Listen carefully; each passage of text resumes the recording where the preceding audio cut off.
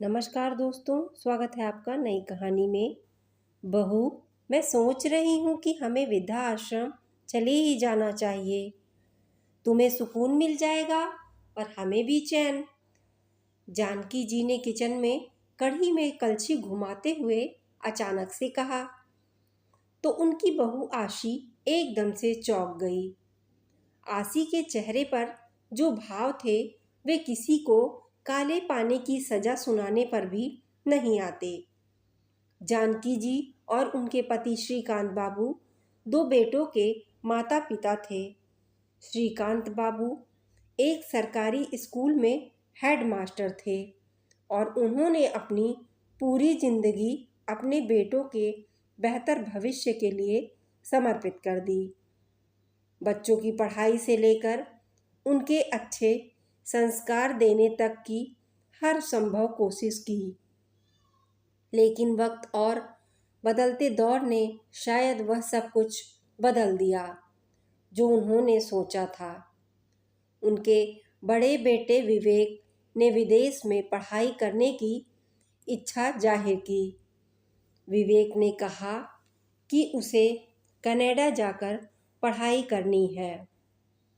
इसके बाद उसके माता पिता के लिए यह फैसला आसान नहीं था, लेकिन बेटे के सपनों को पूरा करने के लिए श्रीकांत बाबू ने अपनी सारी जमा पूंजी दांव पर लगा दी, यहाँ तक कि कर्ज भी लिया। विवेक को पढ़ने के लिए कनाडा भेज दिया, लेकिन उसने वहाँ से लौटने का कभी नाम भी नहीं लिया। एक बार वहाँ से नौकरी मिल गई तो जैसे अपनी मिट्टी से उसने नाता ही तोड़ लिया। ना कभी माता पिता की सुध ली, ना ही कभी जानने की कोशिश की कि उन्हें चलाने के लिए कैसे कैसे पैसे जुटाए थे।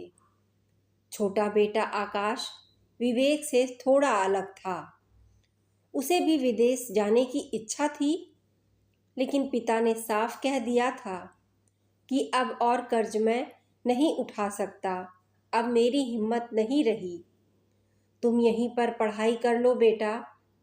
आकाश ने मुंबई से ही MBA किया और वहीं उसी एक मल्टीनेशनल कंपनी में नौकरी मिल गई। हालांकि आकाश साल में केवल 1 या 2 बार ही घर आता था, लेकिन उसकी माँ के लिए वही बहुत था।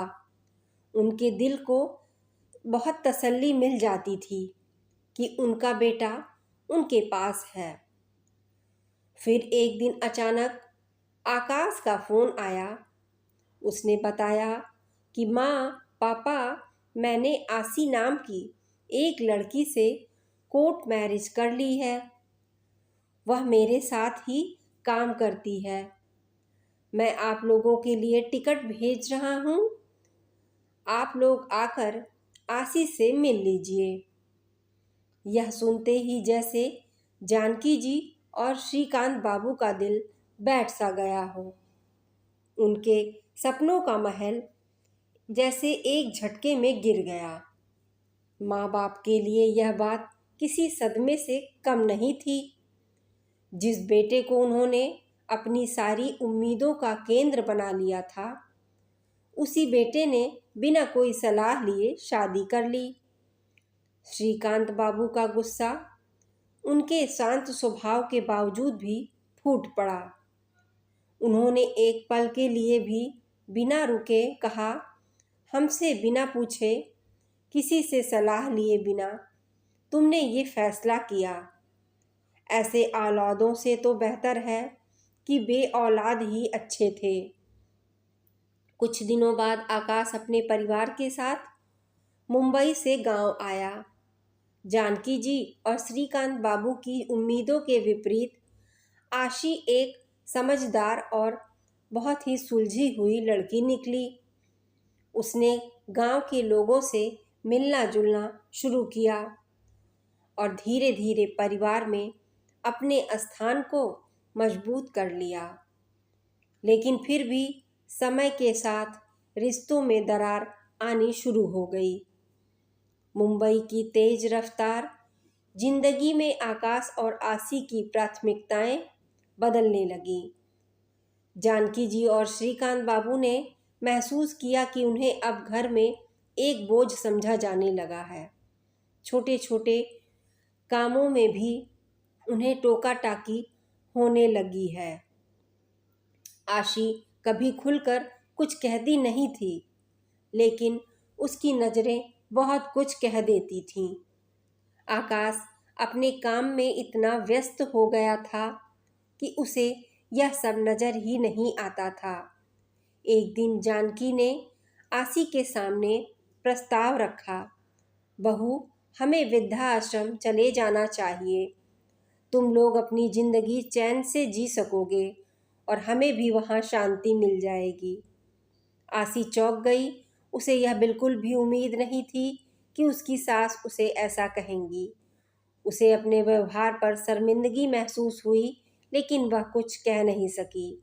जानकी जी के मन में कहीं न कहीं यह दर्द था कि उन्होंने अपने बेटों के लिए अपना सब कुछ दे दिया, लेकिन अब वही बेटा उन्हें अपनी ज़िंदगी से दूर करना चाहता है। वक्त बीतता गया और आकाश ने यह महसूस किया कि वह अपने माता पिता के प्रति अनदेखी कर रहा है। एक दिन उसने अपनी माँ से कहा, माँ, मुझे माफ़ कर दो। आप कहीं नहीं जाएंगी, यह घर आपका ही है और यह आपका ही रहेगा। यहाँ पर पूरा अधिकार आपका है। मैं बहुत गलत था जो आपके प्यार और त्याग को नहीं समझ सका। जानकी जी के दिल में एक सुकून भरी मुस्कान आ गई। उन्होंने आकाश को गले लगाते हुए कहा, बेटा, माता पिता हमेशा अपने बच्चों की भलाई चाहते हैं, लेकिन कभी कभी हमारी उम्मीदें हमें अंधा कर देती हैं। मैं खुश हूँ कि तुमने समय रहते यह समझ लिया। यह कहानी हमें सिखाती है कि ज़िंदगी में रिश्तों की अहमियत बहुत बड़ी होती है। माँ बाप का प्यार और त्याग कभी कम नहीं होता और हमें इसे समझने में देर नहीं करनी चाहिए। दोस्तों, यह छोटी सी कहानी आपको कैसी लगी? कमेंट में अपनी राय ज़रूर शेयर करें। धन्यवाद।